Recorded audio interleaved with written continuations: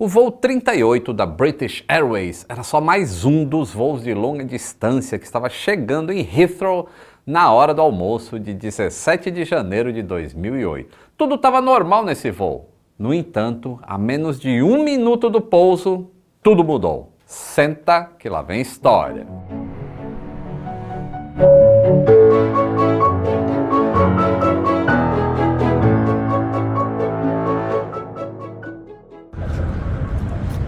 Saudações, aeronáutica! Tudo bem com vocês?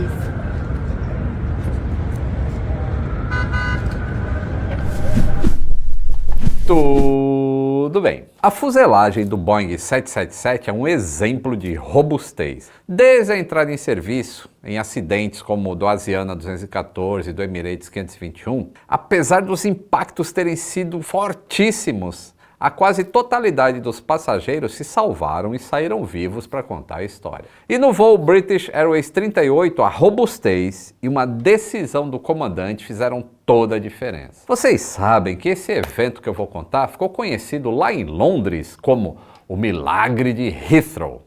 Não sabia? Pois é. Sabe o que é um milagre hoje em dia? Alguém não ter os seus dados vazados na internet, já que tem muitos golpes rolando por aí. Mas eu vou te dar uma dica importante. Você não precisa de um milagre. Você precisa da segurança de usar uma VPN da Surfshark nas conexões com a internet. VPN é uma rede privada virtual. Ela cria um túnel por onde as suas informações passam ali dentro. E dentro é tudo criptografado. Então a sua segurança aumenta muito. Por exemplo, você pode saber se os seus dados do cartão de crédito estão seguros e se proteger de golpes. Além disso, você também consegue assistir conteúdo de streaming que está bloqueado no seu país de origem e pesquisar passagens e hospedagens mudando seu local de conexão. E ainda tem o Surfshark One, que possui antivírus e envia alertas se as suas informações pessoais forem vazadas na internet. A Surfshark dá garantia de 30 dias com devolução do dinheiro, caso você não fique satisfeito. Então não tem risco. Corre no link que está aí na descrição do vídeo e use o meu cupom AVIões.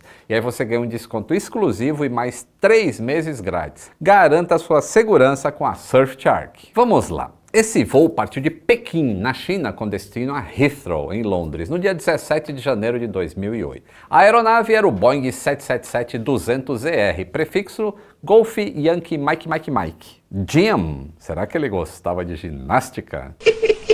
Bom, equipado com motores Rolls-Royce Trent 800. Ele tinha sido fabricado em 2001 e só tinha voado pela British, completando quase 4.000 ciclos. O comandante deste voo de volta de Pequim para a Inglaterra era Peter Burkill, de 43 anos. Ele tinha 12.700 horas de voo, sendo 8.400 no Boeing 777. O primeiro oficial sênior era John Coward, de 41 anos. Ele tinha 9.000 horas de voo e dessas 7.000 no 777. Outro primeiro oficial era Conor Maggins, de 35 anos. Esse cara só ia atuar durante o voo de cruzeiro para permitir que tanto Peter quanto John pudessem descansar. Isso não quer dizer que ele não era qualificado. Ele tinha 5.000 horas de voo e mais de 1.120 só no 777. Além desses 3 tripulantes técnicos, 13 comissários de bordo iriam cuidar dos passageiros. Apesar da aeronave estar configurada para levar 223 passageiros mais 3 assentos reservados para descanso da tripulação, o voo estava tranquilo, era só 136 passageiros. Então, no total, 152 pessoas a bordo. Às 10h09 da manhã, horário local, a aeronave decolou de Pequim. Depois de decolar, subiram para 34.750 pés. 50 pés? 750? Que número quebrado é esse? Não sei. É porque o ATC lá na China considera a altitude em metros. E aí você tem que converter para pés e aí dá essa diferença em relação ao resto do mundo. Sendo que na China tá certo, o resto do mundo é que tá errado em usar pé, mas isso é uma discussão que não leva a nada. E ó, tava muito frio nessa altitude, viu? Tão frio que o combustível estava ficando extremamente gelado. A temperatura do ar somada com a velocidade e o atrito do ar, chamada de TAT, que é Total Air Temperature, era de 32 graus negativos.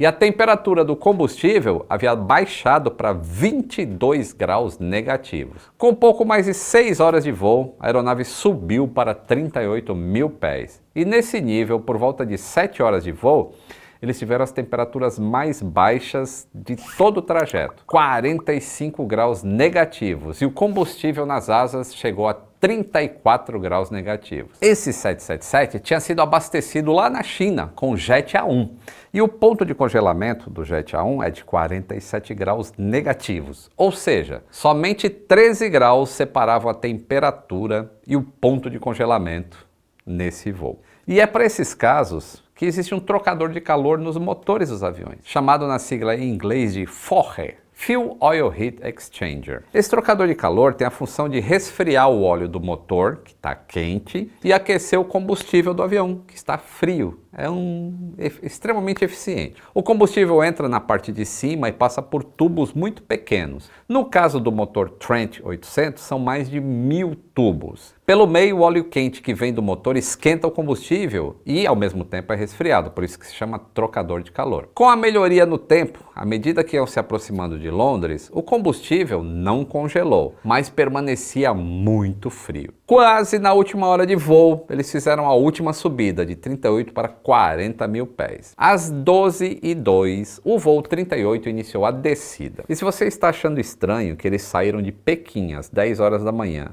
e ao meio-dia já estavam chegando em Londres, calma, esse voo não dura só 2 horas, é que na verdade ele dura 10 horas. A diferença é por conta do fuso horário, tá bom? Quando era 10 horas em Pequim, eram 2 horas da madrugada em Londres. Voltando ao voo, eles desceram para 11 mil pés e fizeram uma espera de 5 minutos próximo a Lambourne, onde continuaram descendo para 9 mil pés. O restante da descida para a pista 27 da esquerda aconteceu normalmente e os pilotos iam configurando a aeronave para o pouso, descendo o trem de pouso, baixando os flaps, tudo normal. Quando passaram a altitude de 1000 pés, descendo, faltava menos de 1 minuto e meio para o pouso e tudo parecia normal. E como mandava o procedimento da British Airways nessa época, durante a aproximação, o primeiro oficial voa a aeronave e somente nos momentos antes de tocar, o comandante assumiu os controles e faz o pouso. Porém, faltando 57 segundos para o pouso, o empuxo do motor direito reduziu sozinho. E segundos depois, o empuxo do motor esquerdo também reduziu. A velocidade caiu tanto que ficou muito abaixo da velocidade que eles precisavam para terminar a aproximação. Eles tentaram avançar as manetes para o motor reagir, mas o motor não respondia de jeito nenhum. E para piorar, o piloto automático tentava a todo custo manter o avião na rampa da pista, o que fazia com que o nariz fosse elevado e a velocidade fosse caindo ainda mais. Então, quando estavam a 115 nós apenas de velocidade, soou o alarme de Airspeed Low, ou velocidade baixa. Nesse momento, o comandante levantou os flaps, que estavam na posição 30 para a posição 25, mas faltando apenas 10 segundos para o toque, o Stick Shaker foi acionado. Stick Shaker é aquele aviso de pré-perda de sustentação. É importante lembrar que com toda essa situação, diferente de vários outros acidentes que eu já contei aqui no canal, onde o comandante assume os controles quando algo de errado acontece, no caso desse British 38, o comandante Burkill tomou uma decisão diferente. Ele preferiu focar no gerenciamento do voo e deixar os controles com o primeiro oficial, o Coward. Então, quando o Stick Shaker foi acionado, o primeiro oficial empurrou o nariz do avião, empurrou o manche para frente para o nariz do avião descer. E ao mesmo tempo, quando ele fez isso, o piloto automático foi desligado. E o nariz, que estava mantido para cima, desceu. Nessa altura, faltavam apenas 10 segundos para o impacto. E o comandante tentou ligar a APU, que é uma unidade de força auxiliar que normalmente fica lá na cauda do avião. Como eles viram que não conseguiriam chegar na pista 27 da esquerda, ele declarou Mayday imediatamente. Eles acabaram batendo no chão a pouco mais de 350 metros da cabeceira da pista, às 12h42 daquele 17 de janeiro de 2008. Pô, já lá se vão 15 anos, hein? Primeiro, a parte de trás da fuselagem bateu no gramado e logo depois os trens de pouso principais. Com o impacto eles voaram novamente e cerca de 50 metros à frente a aeronave bateu de novo no chão. Os trens de pouso se quebraram e os motores passaram a suportar o peso da aeronave, que se arrastou até a taxiway que dá acesso à pista 27 da esquerda. Como tinha chovido muito dias antes, coisa normal em Londres, o solo estava bem fofo. Quando a aeronave bateu no asfalto da taxiway, ela se curvou para a direita e enfim parou 372 metros depois de tocar o solo. Dentro do 777, apesar desse impacto gigantesco, as consequências não foram tão grandes. A única parte em que a fuselagem em si foi danificada foi próximo das fileiras 29 e 30. Quando o trem de pouso direito quebrou, parte dele entrou na fuselagem e causou vazamento no sistema de oxigênio dos passageiros. A outra parte bateu e furou a fuselagem entre as fileiras 29 e 30. Causando a única fratura desse acidente, já que o passageiro que estava no assento 30 kg quebrou as pernas. Algumas lâmpadas fluorescentes caíram no chão e se quebraram, principalmente entre as fileiras 21 a 29. Além disso, 9 das 32 telas de entretenimento da classe Business Economy, que é uma espécie de econômica premium, haviam se soltado dos assentos. 8 ficaram presas pelos cabos, mas uma delas se soltou totalmente e caiu no chão do avião. Exceto por esses danos, a aeronave permaneceu intacta. Além do passageiro da 30K, nenhum outro passageiro teve ferimentos graves. 8 passageiros e 4 tripulantes sofreram apenas ferimentos leves. Todos os demais 139 ocupantes não sofreram nenhum arranhão. Além disso, apesar de ter havido vazamento de combustível e oxigênio ao mesmo tempo, não houve qualquer princípio de incêndio. Apesar do 777 estar praticamente inteiro e com todos vivos, eles agora precisavam sair do avião. Alguns passageiros, assim que viram que o avião parou, já se levantaram para sair. E aí foi preciso a tripulação pedir para os passageiros se sentarem, pois eles precisavam aguardar a ordem da cabine para a evacuação. E lá na cabine, o comandante e o primeiro oficial estavam fazendo o checklist da evacuação. E de repente veio o aviso da cabine ordenando a evacuação para os comissários. As portas foram abertas, mas a segunda porta do lado esquerdo não foi usada, porque os comissários avaliaram que não seria seguro descer por ali. O passageiro do assento 30 kg, que havia quebrado as pernas, ele foi ajudado pelos passageiros que estavam mais próximos. E depois que eles verificaram que todos haviam descido, os tripulantes também desceram. No total, a evacuação não passou de 2 minutos, já que os primeiros passageiros saíram às 12h43. E existem fotos que mostram as escorregadeiras vazias às 12h45.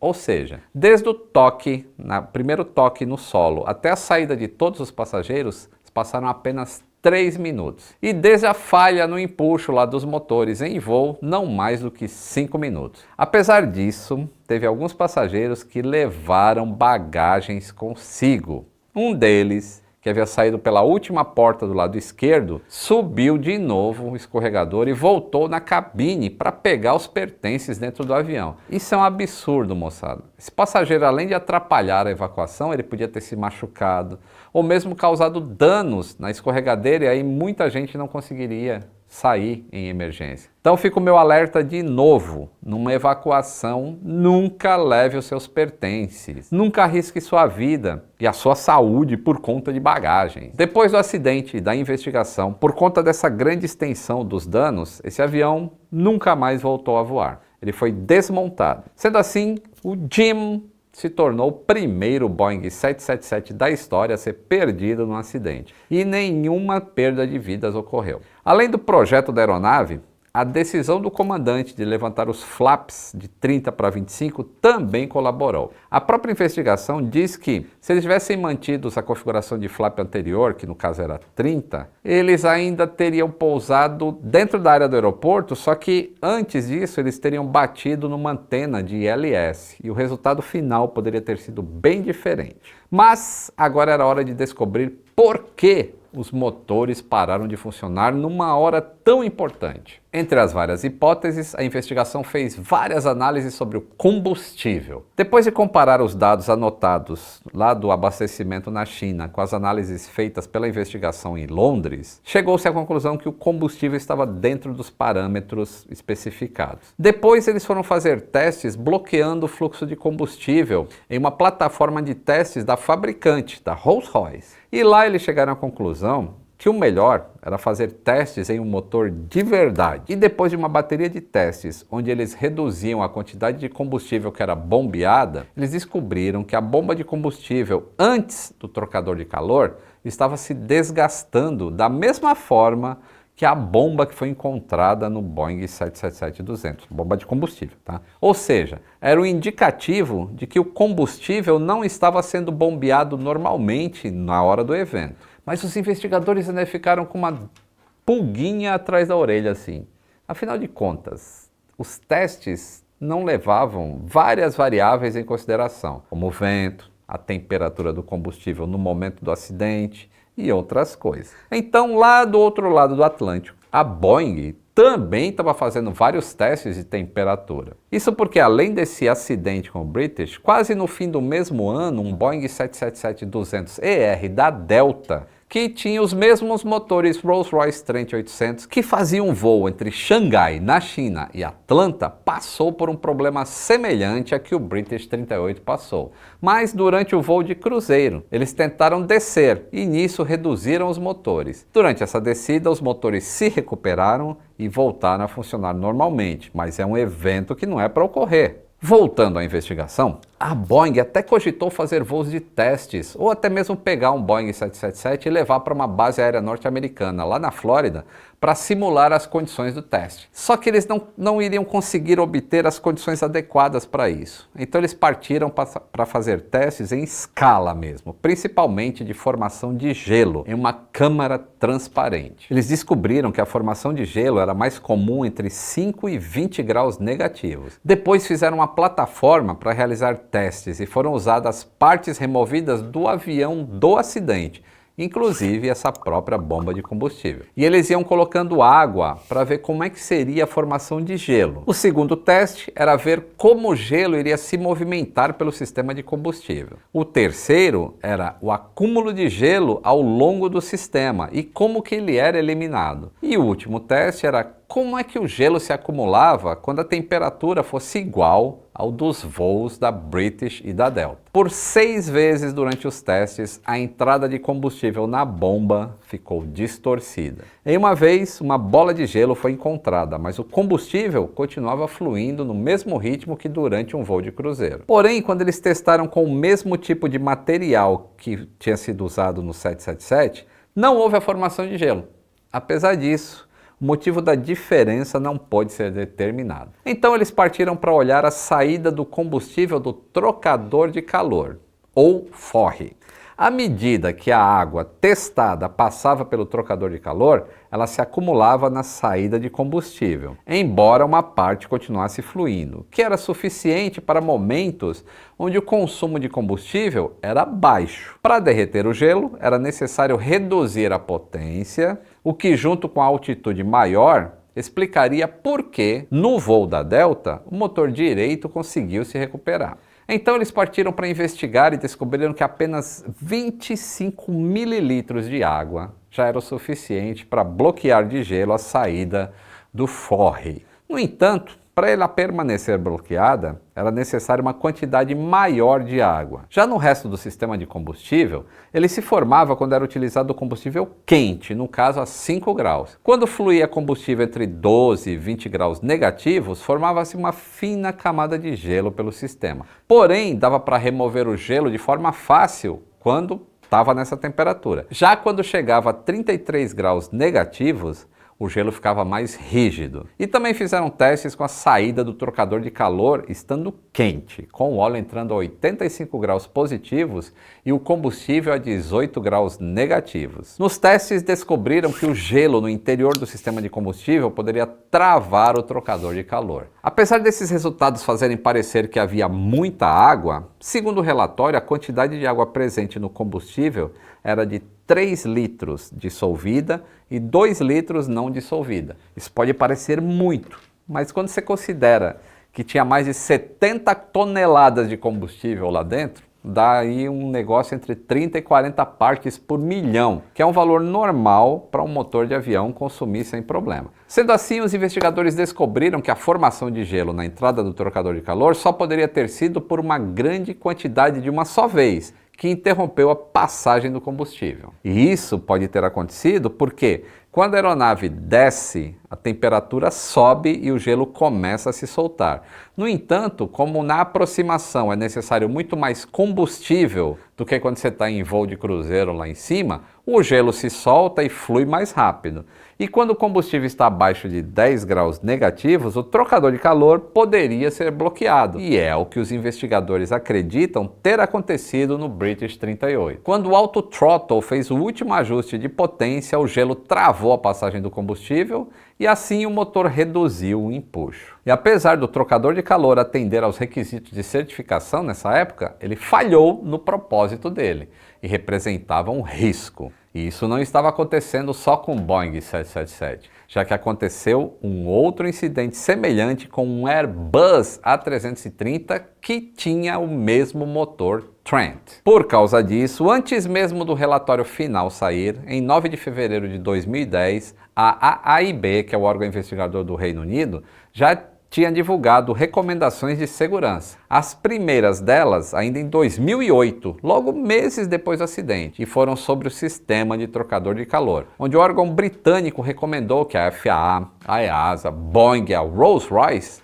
trabalhassem numa melhoria desse equipamento. Além disso, recomendaram que fosse estudado o uso de aditivos antigelo nos tanques, já que estudos mostraram que se tivesse aditivos lá dentro, o risco de haver congelamento era muito menor e que fossem feitas pesquisas sobre o acúmulo de gelo. Quando o relatório saiu em 2010, foram feitas mais recomendações, como solicitação para que a Boeing melhorasse o mecanismo do trem de pouso, que foi aplicado inclusive nos demais modelos da frota, o mesmo tipo de modificação que tinha no 777-200LR, para evitar que ele furasse o tanque de combustível e atingisse a fuselagem, como aconteceu nesse acidente. E foi recomendado também que a Boeing revisasse a forma que as lâmpadas eram presas lá na cabine, para elas não caírem e quebrarem em um evento como esse. Até mesmo a Recaro, que é a fabricante dos assentos da Business Economy, foi recomendada a fazer modificação no sistema deles. Para encerrar, vale contar um pouco do martírio que o comandante Peter Burkill passou.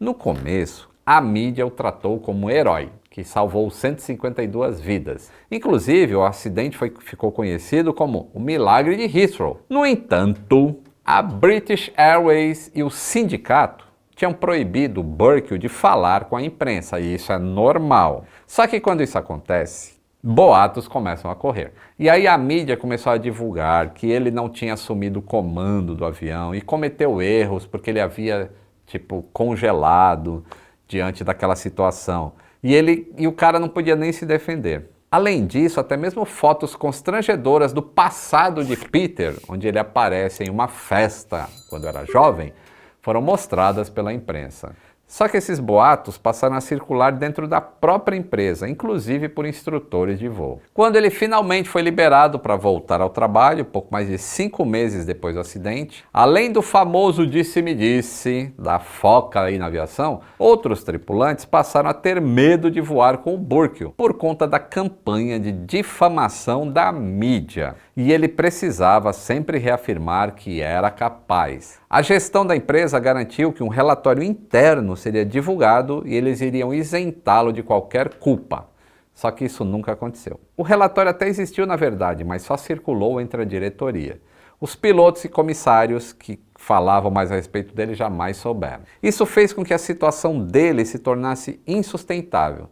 E diante de uma outra proposta de emprego, ele decidiu deixar a empresa em agosto de 2009, pouco mais de 1 ano e meio depois desse acidente. Só que ele não foi aceito em nenhuma outra empresa aérea e se viu com problemas financeiros e familiares. Mas a British Airways voltou atrás e no final de 2010 decidiram recontratá-lo novamente. Ele finalmente voltou ao comando do Boeing 777, mas agora com o relatório já publicado e a verdade esclarecida e sem as fofocas do mal que rolam aí na aviação. Esse acidente ele demonstrou o quão importante é todo esse processo de investigação, onde cada detalhe é analisado e testado até se chegar à raiz do problema. E depois dessas modificações que foram feitas nos motores Rolls-Royce, não houve mais qualquer incidente em Boeing 777 equipado com esses motores. Os 777 que possuem motores Pratt & Whitney e GE jamais sofreram qualquer problema com seus trocadores de calor. Se vocês gostaram desse conteúdo, deixem o like e considerem apoiar o canal para a gente trazer sempre essas pesquisas aqui para você.